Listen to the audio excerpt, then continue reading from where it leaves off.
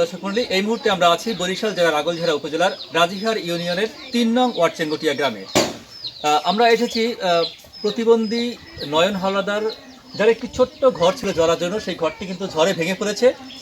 আমরা এসেছি সরজমিনে দেখার জন্য যে আসলে নয়ন হালদারের বর্তমান অবস্থা। আমার প্রতিবেশী নয়ন হলো গরিব লোক, ওর কোনো ঘর বাড়ি কিছুই নাই।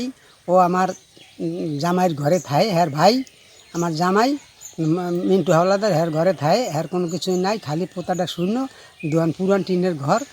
হ্যাঁ পড়িয়ে গেছে, পড়া অবস্থায় এখন বর্তমানে আছে। হ্যাঁ, ঘরে আর কোনো কিছুই নাই। আর ও পঙ্গু মানুষ, ও একটু পঙ্গু, একটু কাজকর্ম করে, করতালে করে, না করতালে না খায়। কাজ করে ওই বদলা কামলা দেয়। হ্যাঁ, ও তেমন একটা পারে না।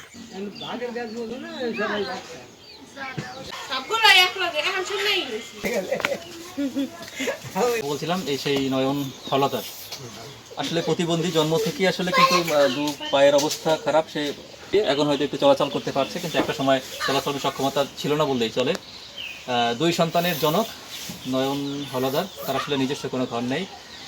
ছোট্ট একটি ঘরের বারান্দায় কোনো রকমে তিনি জীবনযাপন করছেন তার 2 সন্তানকে নিয়ে। 5 ভাইয়ের মধ্যে নয়ন সবার ছোট।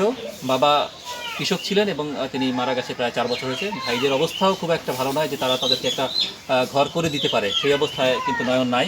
আমি একটু আপনাদের দেখানোর চেষ্টা করি যে নয়ন কোন ঘরে থাকে, আসলে সেই পরিবেশটা একটু দেখানোর চেষ্টা করি। নয়ন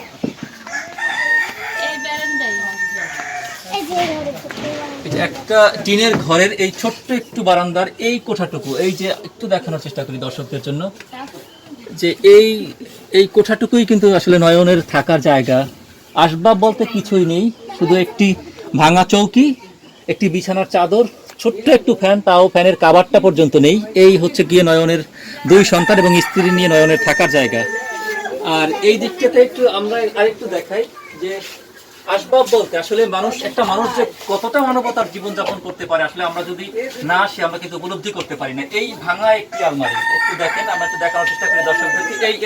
এই হচ্ছে নয়নের আসবাব, সর্বশেষ নয়নের আসবাব, যে আসবাবটা আমি আপনাদের দেখাচ্ছি। এই হচ্ছে সেই একটা ছোট আলমারির মতো, তার একটা দরজা কিন্তু আমার হাতে আমি দেখানোর চেষ্টা করছি। আসলে একটা মানুষের বাস্তবতা দেখানোর জন্য আমার মনে হয় না আর খুব বেশি কিছু বলার দরকার আছে।